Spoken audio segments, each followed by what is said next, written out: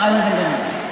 So, and this song came on, and it was this amazing song, and the person that was driving said, well, that's Prince. And I remembered that in the very beginning, right after I had joined Fleetwood Mac, that I had met Prince at Warner Brothers at a little get-together, maybe 1976, 77, very early on.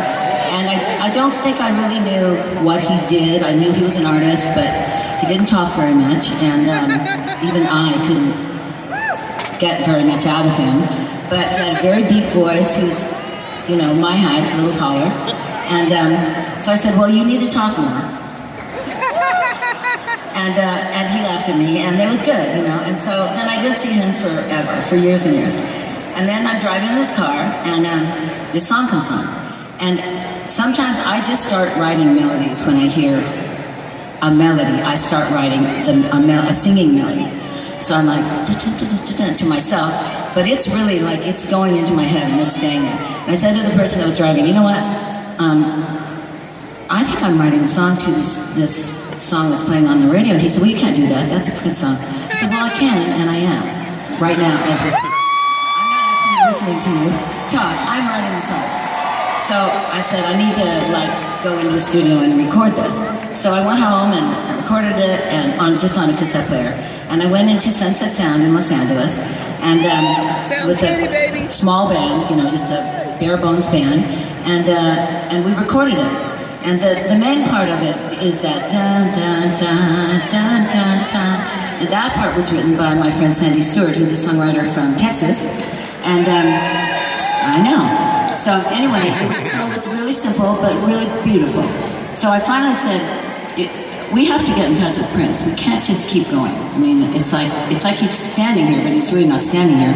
He doesn't know anything about this, so we need to ask him and get permission. And maybe he'll hate it, so we need to call him. So everybody, you know, scurried around trying to figure out how to get in touch with Prince. I knew that Prince lived in Minneapolis in the frozen tundra, somewhere in the cold. You understand it more than I, because it's very cold here now. So I get a number, and they said, and I'm going, this is Prince's phone number? And they said, yeah, it is. So I said, okay, so I dial a number, and I go, this is so real, you guys, it really happened. I go, somebody answers, and it's a very deep voice, says, hello. And Prince has a very dark, deep, low voice. When you see him, you don't expect that. I go, hello, Prince. This is Stevie Nicks. And he says, hello, Stevie Nicks, this is Prince.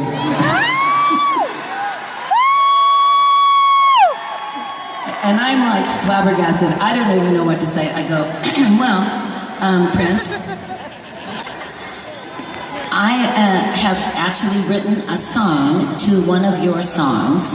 I have written a melody and lyrics to your melody of one of your songs. And I think it's really good. And where are you? Are you in LA? Or are you in Minneapolis in the frozen tundra? And he said, no, actually, I'm in Los Angeles. And I said, well, can you come over? Yeah, I can. And I said, okay, well, we'll be waiting. We'll be waiting. So, hang up. Goodbye, Prince. And in 20 minutes, in comes Prince. This time, look like he's this tall. He is like, ta-da! He is dressed to the nines in purple, and he's stunning. And we're all like, hello, Prince. And he's really nice. He's very sweet. He comes in and he goes like, so show me what you got, you know? And you're like, okay. And we played it, and he loved it. Right away, he loved it. And I was like, oh. Okay, I'm so glad you loved it, because otherwise it was just going in that garbage can right now. And I said, so do you want to play on it? And he said, sure.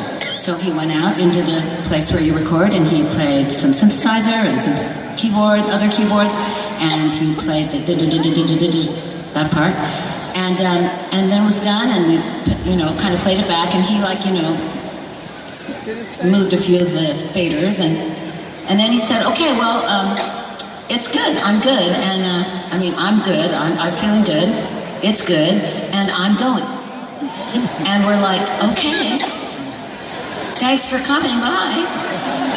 And I walked him out to the car, and I think, if I am correct, it was a purple Camaro. For real. Just saying. And he gets in his purple Camaro, and boom, off he goes. Well, I don't see him again for quite a long time. And Stand Back comes out, and it's a massive hit. And I don't really go around telling this same 10-minute story about this every time I do Stand Back. This tour is all about storytelling. But all my other tours, I don't tell anybody what this is really about. So anyway, now you can know the song it was written to. It was written to Little Red Corvette.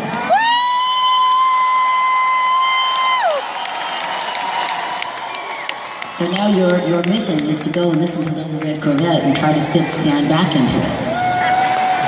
So, the great thing is that tonight, right now, now that Prince is gone, he's never gone.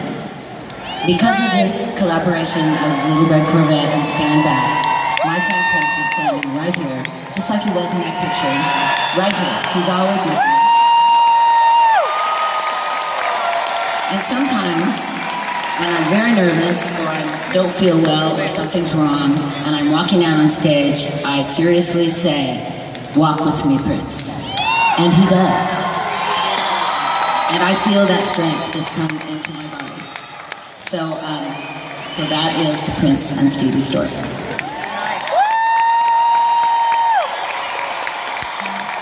So the next story